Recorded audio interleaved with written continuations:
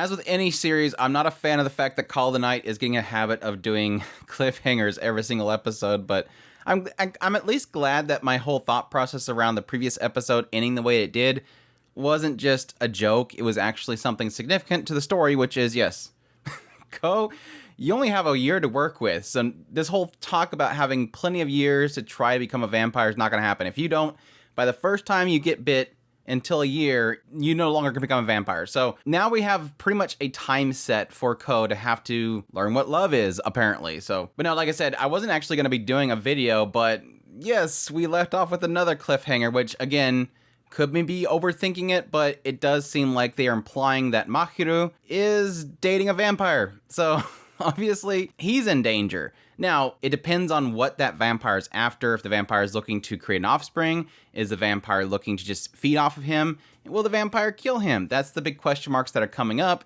if she is a vampire. It seems like it's obviously alluding to it. It's putting a lot of emphasis with the conversation with Akira and with Ko that this is somebody he only meets at night. It's somebody that is obviously older than him. And additionally, just how Nazuna responded to seeing them together. Now, the comment that Nazuna makes when she sees Mahiru with this girl is something to the effect of, yeah, it looks kind of bad having a lady walking around with a middle schooler. Sort of implying that it could just be her thinking about the fact that she, similarly older than Ko, is hanging out with him. And then here's this group over here, and the age difference, not as significant as Nazuna, obviously, if she is human, but it's sort of drawing a parallel there. The shot itself was drawing so many parallels that I can't ignore the idea that it's implying that this is a vampire. If it was just him hanging out with an older lady and it wasn't a vampire, I don't know they would put that much emphasis on drawing those parallels and showing them slowly walking away from each other.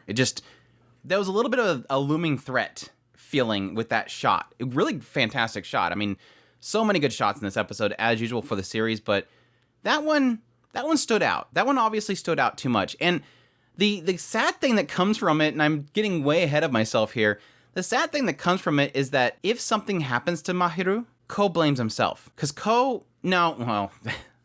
I take that back. Ko didn't really fully understand what he was saying, but he could eventually realize, oh, he was talking about this girl.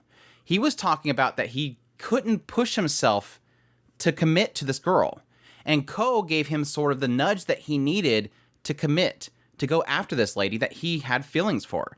And so when Ko finally realizes, maybe finds out that Mahiru was attacked by a vampire, he's gonna go, oh, that's what he was talking about back here. I gave him the nudge that he wanted, and now he's injured. Now he's possibly dead. Now he's a vampire. All those things can kind of lay out. So I'm curious to see which direction they'll go. If they're going to go with the dead route and then it goes completely into Ko's mind about what he just did. Will it go into Mahiru becoming a vampire and then Ko's going to be jealous of him for becoming a vampire so fast? There's a lot of possibilities of the direction they can take Mahiru. But the thing that I liked the most about this episode was obviously the parallels that they were drawing with Mahiru and Akari and Ko, past and present. The ongoing storyline that they've had with this series has always been this idea of what is it like to be a friend? What does it mean to be in love? What does it mean what are the things that you've forgotten about? What are these things that in your past that you once enjoyed that you didn't really take for granted?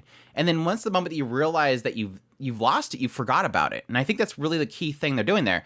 And I like how every time they present under the friend of Ko, it's always presented in this kind of very focused shot of him as a child. First time we've seen that shot, he was alone. Second time we saw that shot, Akira was in the presence. And she came to him and said, hey, what are you doing? Let me hang out for you for a little bit. And that's when we established that Akira was his friend. This friend that he'd forgotten about. This friend that he didn't know that he had. And additionally, her equally. She didn't know that he was her friend. And now, that shot includes Mahiru.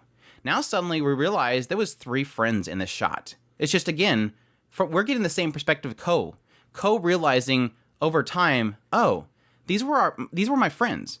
And previously, we always thought that he was alone. And then we're slowly adding people that he's realizing, oh yeah, that's right. I guess you could have called them a friend. Or were they actually a friend? He's finally realizing this stuff. He's recalling all these memories of his past that he sort of pushed away because he didn't realize that they were significant.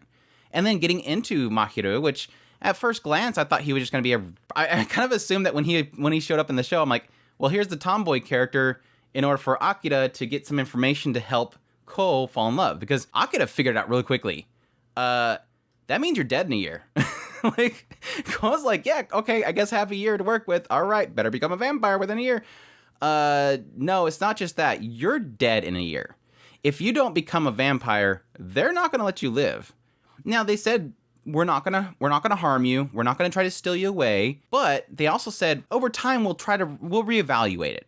Like, they're leaving the door open that, yeah, technically in a year, if you don't become a vampire, I mean, we can't have you hanging around anymore. We can't have you be a human knowing about vampires. And so Akira figures out real quickly. I'm like, okay, I have to help you fall in love with Nazuna, obviously.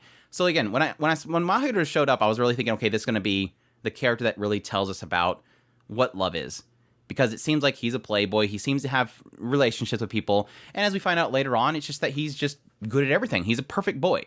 And so I say all this stuff knowing that Ko believes that he's like this woman slayer too. But no, it was really cool because we got another viewpoint into friendships. And even Akira doesn't realize that. Oh, we were friends? And he's like, oh, that hurt. Yeah, we were friends. You're embarrassing me here. Mahiru was like the one that was popular, similar to Ko. Ko was always popular too. But he's the one that genuinely, despite the fact of having his popularity, he was still friends with Ko and Akira. He was that first friend. Oh, we need people to play baseball with. Come play with us. And I would argue that it kind of insinuates that Mahiru was the reason why Ko was so popular. He pulled him into the groups that eventually would be swarming around him and eventually push out Akira. Because Akira was a girl, and Ko admits that in this whole flashback. Akira was a girl. I wasn't sure how to act around her. But he would obviously be more comfortable with the men, or the boys. And so as that story progresses, you would see that Akira would eventually get pushed out, Ko would be popular, Mahiru would be popular, as always, and you sort of have this back and forth between Ko and Mahiru that he looked up to Mahiru. Mahiru was the popular guy that he was perfect at sports, he was good with his grades, he was essentially the perfect guy. And Ko sort of wanted to be that. But similar to Akira, Mahiru sort of still does care for Ko. He still sees him as a friend, and so he is worried about him. And additionally, in finally finding Ko again, he sort of gets that bump that he needs to finally pursue this girl that he's interested in. Which, yes, he's only seeing at night, and so Akira, I like how Akira actually jokes about it. It's not a vampire, is it? He's like, no, what are you talking about? It's not a vampire. Yes, it's got to be a vampire. It's totally going to be a vampire. No, some other scenes that were really cool is I did love the couple scenes that we got from Nazuna. Obviously, her going, oh, that's right, we have a 1-year limit. Additionally, the holding hands part, which I thought was really super cute. The autosave comment, that's obviously a PlayStation 1. It looks exactly like a PlayStation 1. I don't remember autosaves in PlayStation 1. There was save slots, and you had to manually go and save it. But I don't remember autosaves. So when she's saying it's a good thing that it's not too retro, I'm like, girl, that's a PlayStation 1. I don't remember any autosaves in that system. I guess there could have been some games that employed it, but I seem to remember that being the norm in like PS2. But no, obviously a lot of the comedy was definitely in Kikyo and her finding his super pure boy love to be something that completely overwhelms her. And initially when she first grabs him, she just wanted to taste. Like, I heard that you taste really good. I want to taste you. He's like, I know you want to suck my blood. But no, because she's so like infatuated by this pure love, she wants to help. So she obviously gives him a bunch of generic date stuff that anybody that's been watching this show for the last 8 episodes know that's completely not going to work for Nazuna. It is kind of one of those funny things. Like, this girl probably knows Nazuna for a long time, and yet here she's literally saying, do all this stuff that even we know Nazuna's not going to care to do. So yeah, the rom-com, she gets so mad. She gets so mad watching the rom-com. But I really did like how that kind of wrapped up. Very simple way of wrapping it up, but just having this moment where after Nazuna comes and gets Ko, she goes, look, pulls him up in the air. We've always been having dates, right? Why did you feel this was necessary? We're always having dates. We're always going out together. We're always doing stuff together. We're always in the night sky having food. Well, she is. It was a really cute way to kind of wrap it up. I really did like it. But yeah, I'll be curious to see how things go from here. Like I said, I am pretty much 99% sure that this girl with Mahiru is going to be a vampire. And again, the question mark that's going to come from there is, I've always been kind of in the middle ground with this show. I don't really know that it's ever going to get dark. I don't feel like this writer gets dark with their stuff. And so far, the show has not gotten really dark. I mean, it felt like it was going to get dark with the last episode, having, you know, all these vampires taking him in and going, we're going to kill you. But it quickly shifted into, no, we'll just turn you into a vampire. That way you can survive. But these are people that are more in line with Nazuna. This girl is not a part of that team. So you can assume there's probably vampires that are more vicious. And so if we can see a slightly vicious side of Kikyo, there's more likely going to be other vampires that are more vicious outside of their group. So again, is that going to be that Mahiru dies? Is it going to be that Mahiru almost dies? Is that going to be that Mahiru gets turned into a vampire? That's going to be the big question mark. And I think that can really shift the tone because, again, because Cole was the one that nudged him, I feel like them putting that out there is sort of going to be, eventually that's going to come back and bite him. It felt like it was pointing that out because it's going to come back and bite him. He's going to realize at some point, I'm the one at fault.